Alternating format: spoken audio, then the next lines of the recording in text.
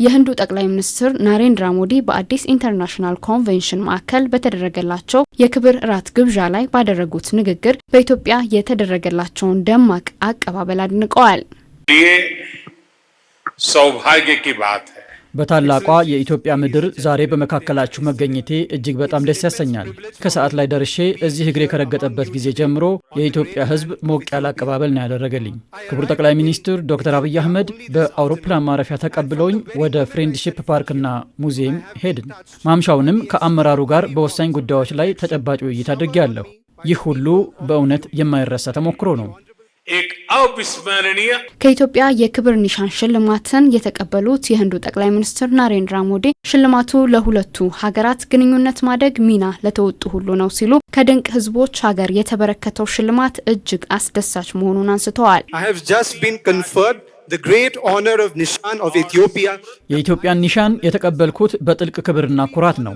በዓለም ላይ ካሉት ጥንታዊና ደማቅ ስልጣኔዎች ባለበት ኢትዮጵያ እውቅና ማግኘት ለእኔ ብቻ ሳይሆን ለመላው የህንድ ህዝብ ጥልቅ ጠቀሜታ ያለው ጊዜ ነው።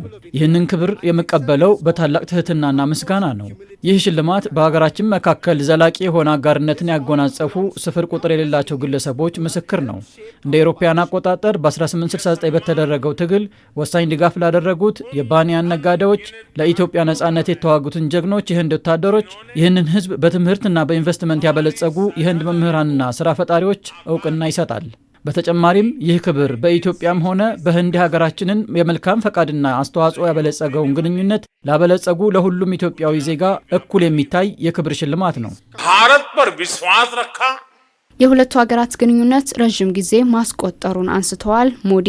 ይህ ግንኙነት እንዲያደግ በኢፌዴሪ ጠቅላይ ሚኒስትር ዶክተር አብይ አህመድ ጥረቶች መኖራቸውን በንግግራቸው አሰምተዋል። በንግግራቸው ጠቅላይ ሚኒስትሩ ደቡብ አፍሪካ በተካሄደው የቡድን 20 ስብሰባ የጎንዮሽ ውይይት ላይ ያደረጉላቸው ጥሪ ለዚህ ጉብኝት ሚና ይወስዳል ነው ያሉት። በዚህም ለጠቅላይ ሚኒስትር ዶክተር አብይ አህመድ ምስጋናቸውን ቸረዋል።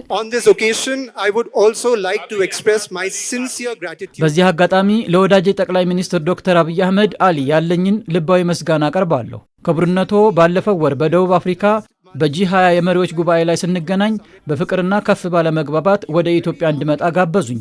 ከአንድ ውድ ጓደኛዬና ወንድም የቀረበልኝን ግብዣ ውድቅ ማድረግ ወይም ጉብኝቴን እንዴት ልዘገይ ይችላለሁ?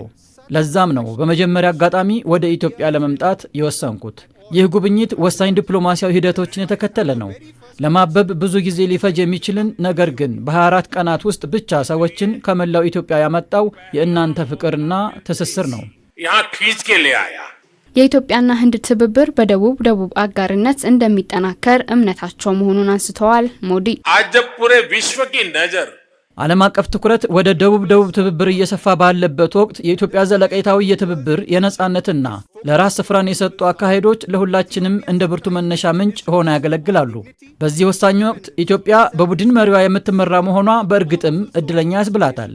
በመደመር ራዕይና በልማት የማይናወጥ ቁርጠኝነት ጠቅላይ ሚኒስትር ዶክተር አብይ አህመድ ኢትዮጵያን በብልጽግና ጎዳና እየመሯት ይገኛሉ። ይህም ለዓለምም አንጸባራቂ ምሳሌ ነው።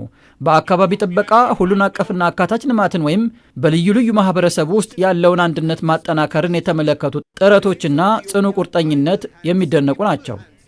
ኤክታ በढ़ाना उनके प्रयास የህንዱ ጠቅላይ ሚኒስትር ናሬንድራ ሞዲ መጪው ጊዜ በአጋርነትና በመተማመን ላይ የተመሰረተ እንደሚሆን ያላቸውን እምነት አንጸባርቀዋል።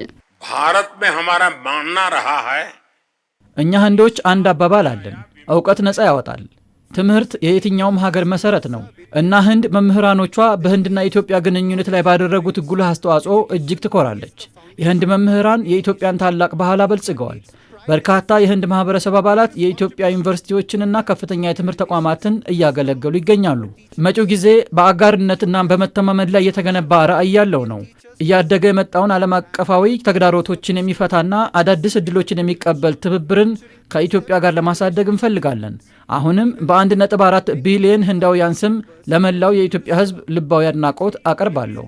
140 करोड़ भारतीय नागरिकों की ओर से እንደ አውሮፓውያን አቆጣጠር በ1948 ኢትዮጵያ ከህንድ ጋር መደበኛ ዲፕሎማሲያዊ ግንኙነት የመሰረተች ሲሆን በአምባሳደር ደረጃ ግንኙነታቸውን ያሳደጉትም እንደ አውሮፓውያን አቆጣጠር ከ1952 ጀምሮ እንደሆነ መረጃዎች ያሳያሉ።